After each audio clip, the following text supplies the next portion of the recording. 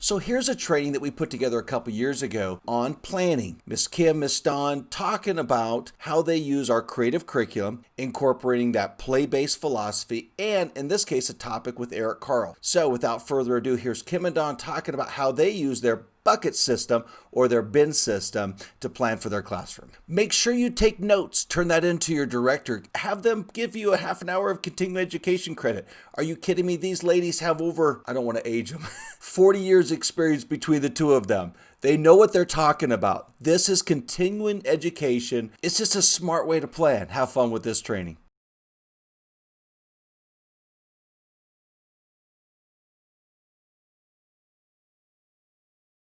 We are learning about Eric Carle for a month. It is the theme of the month, but we also touch on spring with that, weather, the holiday, which is St. Patrick's Day, coming up. So, yeah.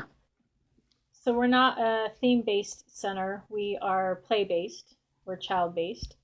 But the way Dawn and I have always tried to plan is basically on a bin. So we've spent years putting our things into bins.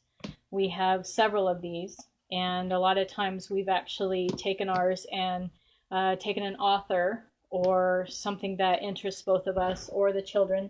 We found that most of the times the kids are into something very interesting, and we found that they like it, and so we've taken a bin and put a lot of things into it. One of them is Eric Carle, and he's a very interesting author, has a very large amount of books, and we have taken a bin, taken a lot of his books, and taken a theme and added a large amount of things to it.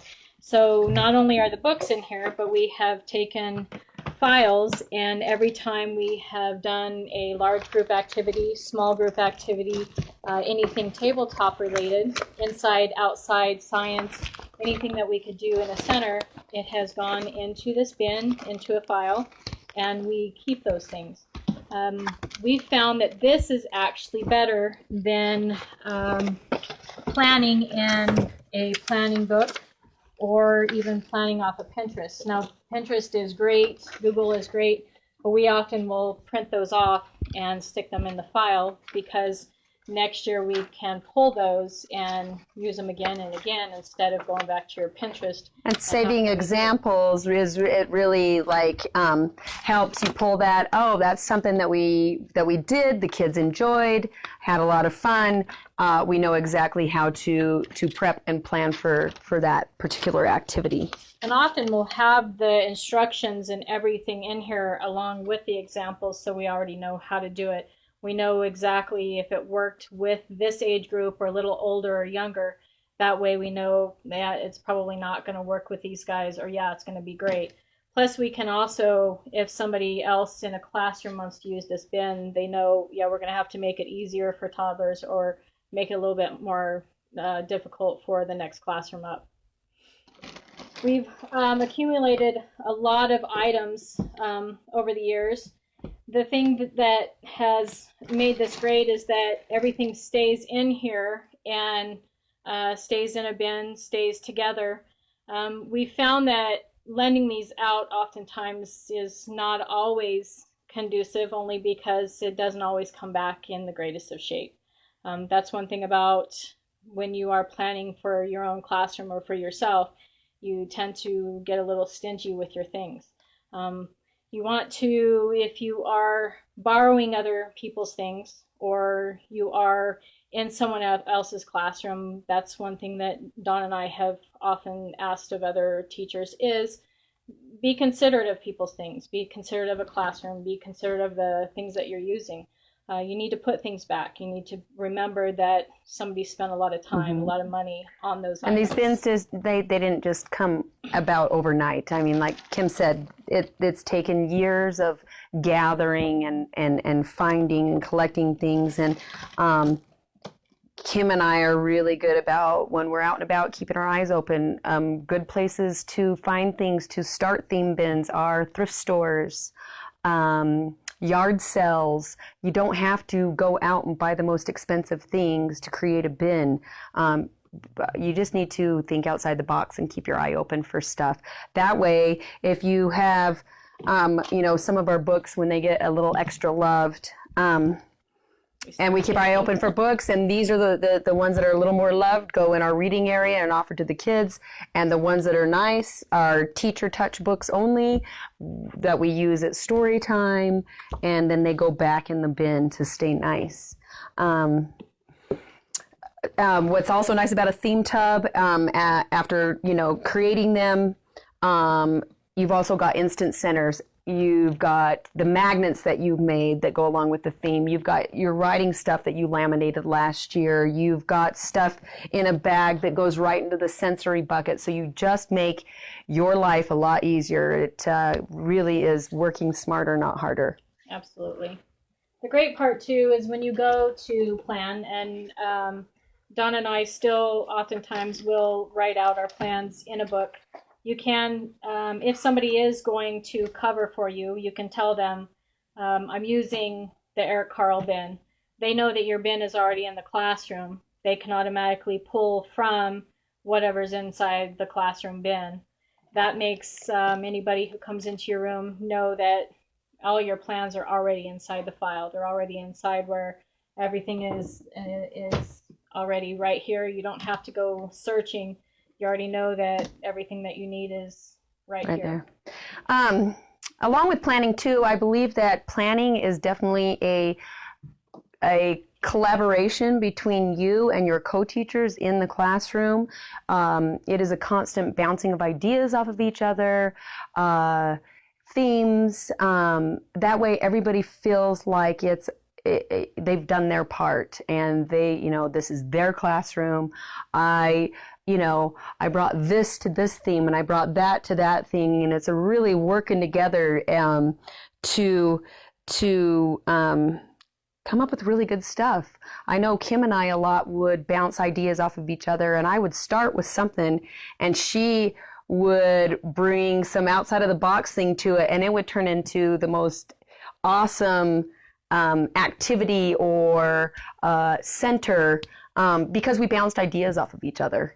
And we shared the work, but we also shared the compliments that came from that, from parents, from the kids telling us how much they liked it. And we also always made sure the entire day was planned for. So at one time we had a co-teacher who planned for her afternoon. She enjoyed that. She wanted to do her planning for her afternoon. At one time we had a co-teacher who didn't. So we made sure the afternoon was planned for, and they always had activities to do. It is our responsibility as leads in a classroom to always make sure that the day is completely planned for. It is always our responsibility to make sure that the room is completely taken care of, and you don't ever want to leave a classroom hanging. That is not okay, never something that you want to have happening. If you are the one getting the planning time, you want to make sure that you're the one taking advantage of that planning time. It's your responsibility to make sure the entire day is planned for, that the kids are taken care of, and that day is taken care of. If you want the afternoon planned for by somebody else, you need to make sure that they're given that planning time. So you want to make sure that afternoon that activities are planned, make sure that they're getting planned. If you want them to plan for those, give them some of your planning time. If they don't know how to plan, it's okay to say, if you don't know how to plan, we will educate you on that. We'll help you through that process. That's okay too. Mm-hmm. This also makes a nice transition when you head into another theme too, because everything packs up nicely into a tub. And as you can see, we are finishing out one thing and starting in a new, and our classroom still looks full of life, and parents can walk in and go, oh wow, this is what they learned, and this is what they're learning.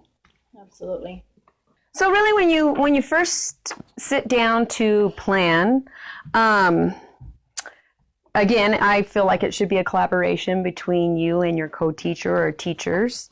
Start with a blank calendar and then plug in things that you already know are happening. If you go to library every Monday like we do, plug that in, plug the times in. If there's a holiday coming up and you've got a special event or a party, plug all of that stuff in first, and then decide, your themes and what week those themes are going to work for you.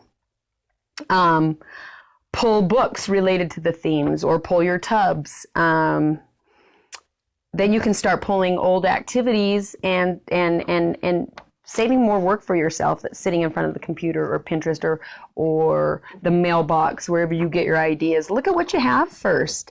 Use some of that stuff that really, is you already know is foolproof because you've done it for the last 2 or 3 years. And then go back and fill in the blanks with new ideas. And I think finding new things to do too kind of helps keep you motivated as a teacher. I mean, some of this stuff, after you've done it 6, 7, 8 years in a row, it gets a little mundane to you, not so much to the children. It might be their first time of doing it. But I think plugging in new things that you haven't tried yet really help you keep your head in the game as a teacher. Well, and I think if there's a developmental milestone too that your kids are missing, you can also focus on, hey, I need to get to that. I know our kids, sometimes their scissor skills were skipping out, or we were missing our fine motor skills, or we knew this kid was really needing this. So we would make sure those activities were not skipped in that week or that month. And so we would make sure we planned those activities. As you progress as a teacher, you'll see those, or maybe your teachers will say, hey, we need to make sure we're not missing those activities. Mm-hmm. So we're going to include those this month, and here's the activities we're going to do to make sure we are including those this month. Mm-hmm. So make sure that you're talking to your teacher, hey, is there something that the kids really need to focus on this month, so you can get those activities plugged in as well. There's a lot of fun activities they don't even know they're learning while they're getting to do fun things. To an untrained eye, an activity might look like just an art activity, but they spent time drawing. They spent time maybe with a teacher direction, 1, 2, 3 step direction, drawing it out, cutting. So you got some fine motor in there. Then you called them over later to add some text, some scripts. You've got literacy. So there's a lot of different elements in one activity to make it nice and rich. If you have nap time and you have other teachers in your classroom at nap time, really give them those jobs of pre-prepping your activities so you can put it in a Ziploc bag. Everything's cut out and ready to go. Make the activity individualized. Maybe you have kids that have scissor skills that are awesome, that they don't need everything cut out for them, but maybe you have 1 or 2 kiddos that do. The activity does not need to look identical for each child. It all depends on where they're at, and then placing yourself next to those children or pairing them with a student to help move them along that activity. So everybody's being challenged in their own way. We are basing all of our curriculum on a creative curriculum style curriculum, and it is very intensive. So it's something that I can't tell you in a 5-minute synopsis of what it is. So it is very literacy based. We do include a lot of literature and into both centers and into all of the centers in our classroom. It is something that if you want more information, we are going to be making sure that all of our staff are educated on that, hopefully doing another training. But it does allow a lot of play-based learning. It does touch on all of the developmental aspects of a child. We make sure that that's why we do all this. That's why we make sure that, like she said, you are cross-curricular on everything that they're learning, making sure that we touch on every aspect so that when they get into kindergarten, they have learned all the aspects of what they need to know when they reach that stage. That's something that we need to make sure that we're training each of our staff on. but it is a very child-focused, purposeful play. But that is the main focus of what Dawn and I do and why we do this way. Yeah, and being play-based, it's or free play.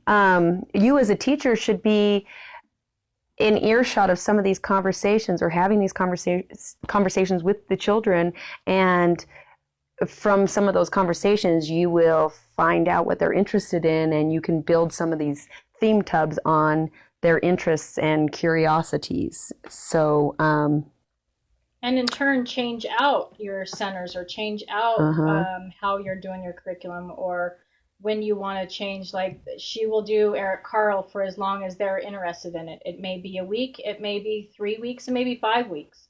You just don't know how long they will find this interesting, and each classroom will be different.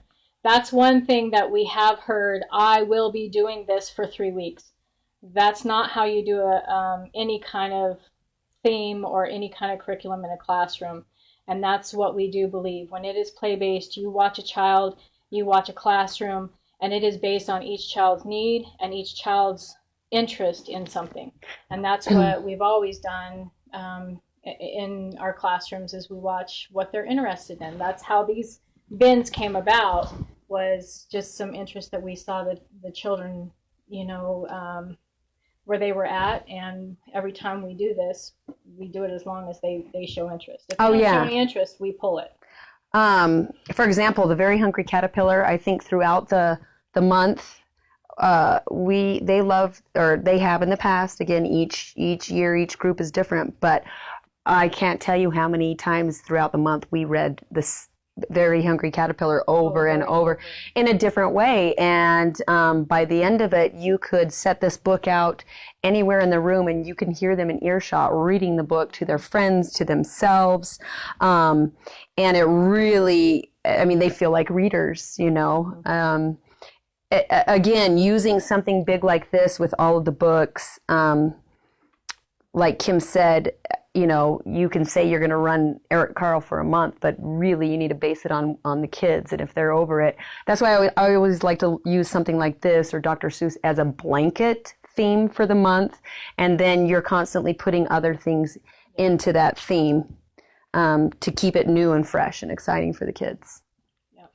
I would say don't be afraid to ask questions. If you are unsure of how to plan, that's when you need to get with your co-teachers or someone like Kim that has a lot of know-how. Ask a lot of questions, or just get on the computer and look at all the ideas. There's not a shortage of ideas out there by any means.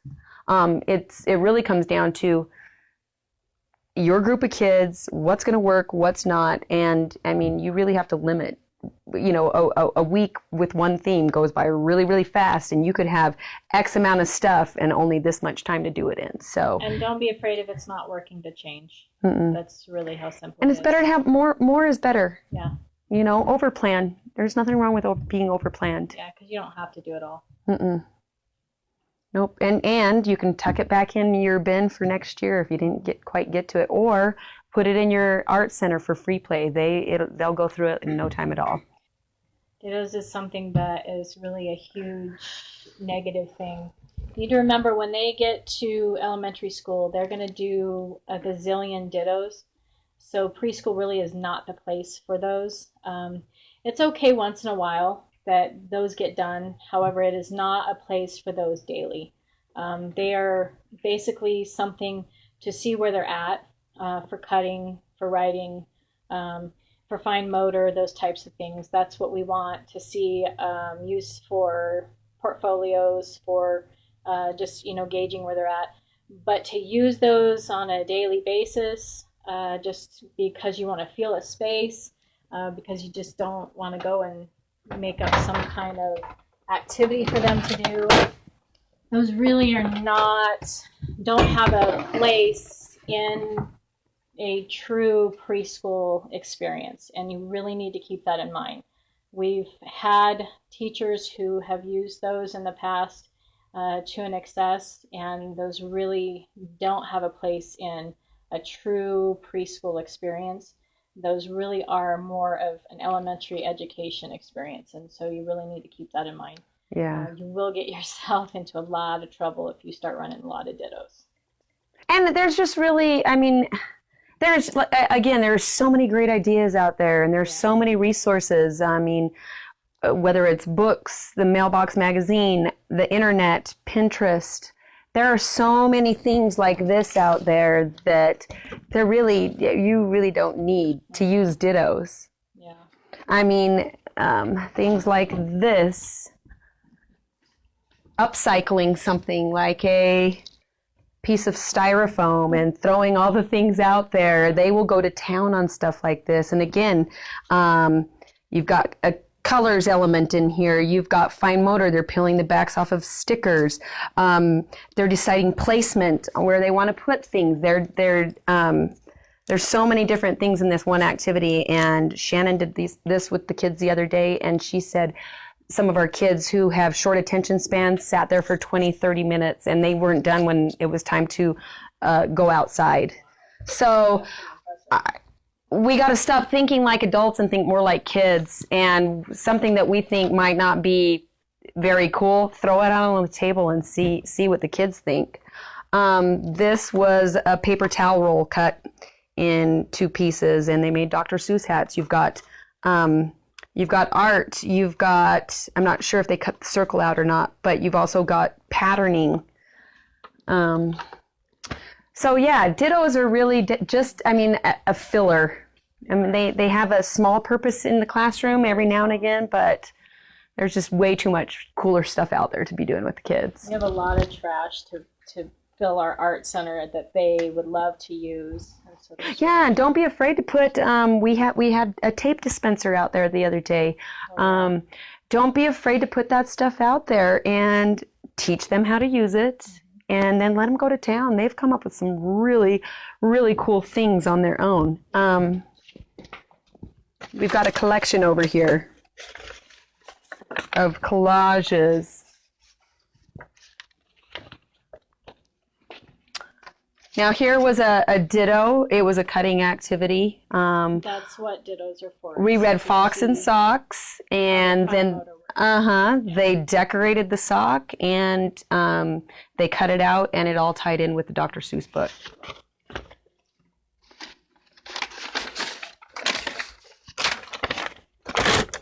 This was an activity that we did with the kids, and we had extra copies of it. We threw it out on the art table and just let them go to town however they wanted to. When we watch teachers, sometimes they are very reserved in a classroom. And I can tell you that our room, I think, got watched more than probably anybody's because we would tend to dance and do the crazy stuff that most teachers, I think, are afraid to do. You have to remember that kids have no filter when it comes to watching teachers. And as a matter of fact, I think our kids would get more involved because they would see us. And you do have kids that are very, very afraid sometimes to. They're not comfortable in their own skin yet to move their body, but they see their teachers who are these grown-ups who are, acting like. Yeah. It helps to make them more comfortable and to want to. If they'll do it, then I'm going to do it. And so we'd have kids, and these moms would say, there is no way they're going to do that. And within the week, they were dancing or doing the silly things that we were doing. And so our moms would stand at the window or stand in the office and watch on the cameras. And I think that teachers have to remember, you actually are a kid. When you become a preschool teacher, you got to remember you become one of them, and you have to engage yourself at that level. And it's just like you said, you got to put yourself back into that mindset when you're doing these projects, and when you're getting into not doing dittos. Put yourself back there and make sure you're dancing like they are. Make sure you're getting into those centers and showing them how we play and how we put things back, and talking to them when they're in the centers, and making sure you're asking the questions. So what is it you're doing there? Make sure you're not just an adult at all times. And You're not just engaging yourself with your co-teacher, and you're not just standing on the playground talking to the other co-teachers. You need to be in that kid mode at least part of that day. I think that makes you a better teacher, and I Absolutely. think you'll enjoy your job more. Enjoy your job better. Yeah, absolutely. And again, with what you said about asking them questions, I mean, that's how you can really tie a lot of your teacher-directed activities back into that play base by, okay, we just did a big lesson here at the carpet, and just in regular conversation at the puzzle table or over in the science area, bring up what you taught them again and see how much they remember, how much they recall. Maybe you did a lesson on the ocean and you offered shells in the science area. Let them, recall from holding a shell what you talked about at the carpet. I mean, that's really how you tie everything that you're doing as an educator into the classroom. And then they take these conversations home with them and they tie them into their conversations they're having with their parents. One thing I'd like to point out is we have a question board over there by our file, which parents should be checking daily. It says, ask your child about, and we usually will pose a question up there that has to do with either maybe a science experiment we did that day, an activity, a book we read. We've put it in our newsletter. So parents can go home and really say, hey, tell me about this. It's not a vague question of, how was your day? What did you do? Because typically the answer that you're going to get is, oh, I ate lunch. I played outside. Yeah, but if you say, what Dr. Seuss book did you read today? Oh, we read The Cat in the Hat, and we painted hats today. I mean, it really helps children at this age to carry on full conversations. I think the other thing too is I don't want them to forget while they're being kids to also have expectations of our children. Dawn and I are probably two of the toughest teachers that have ever gone through these centers. And that does not mean that we do not highly, highly love these children. However, we do also put a lot of expectations on these children. So we also, want the children to achieve a lot, which means that there are rules, there are follow through. That means that we have rules and follow through for our parents as well. So we ask a lot of the kids, we ask a lot of our parents, and we want our children to follow those rules as do we want our parents. So there are times that the kids may not be happy with the fact that we've asked you to behave in a certain manner and that you've made poor choices. So therefore, there are consequences for those choices. So the love and logic comes in for the children. The love and logic comes in for the parents. And we do base our center off of love and logic. And we actually have all the CDs and the trainings for that. So we ask our staff to listen to all that. And if parents need that, we ask them to go through that as well. So along with being a kid and asking our staff to stay in that mindset, I also ask our staff not to get into that too far, that they do not forget that there are also guidelines to make sure that they are keeping our children in line as well. Mm-hmm. Yeah, and I think a lot of that goes back to, they see us getting silly and having fun and being goofy. They see that light, fun, bubbly Miss Kim. But then, you know what? When she's addressing a child that's made a poor choice, and you've got to get down on their level, and you use your stern voice now, but then 2 seconds later you're back being silly with them, and it's a nice little mixture. It really seems to work because they get to see you not just one way all the time, strict and stern, and I love you, but there are rules. Yes, exactly. which I'm sure most of these kids get at home too. They get fun mom and dad. They get mom and dad who say, I've had enough. You're missing out. There's rules. You just got to bring a nice blend of yourself to the classroom. Absolutely. And at the end of the day, just let these kiddos know how much you love them. Yeah, I mean, I love these kids like they're my own. Yep. And you know, a lot of work goes into planning and prepping, and the payoff is huge though. When you do all the footwork, the payoff is huge. And it shows in the kids, and you sit down at conferences at the beginning of the year with parents and show them some of their firsts, and you know, parents are even like, oh, are we ever going to get there? And you sit down at the spring conferences and you show them, this is what they did at the beginning of the year, this is how they wrote their name at the beginning of the year, and this is what they're doing now. And I mean, it is, even with some of our kiddos that are a little behind, you show them a portfolio, and there's always growth. I've never seen a kid leave our program without showing some sort of growth in all areas. So what we do works here. All right. Hey, that was a good training. Make sure you take your notes into your director's office, have them give you a certificate for 30 minutes of continuing education. And if you love what Kim and Don are doing, like the video, hey, share it with the teacher friend of yours. Have a marvelous day.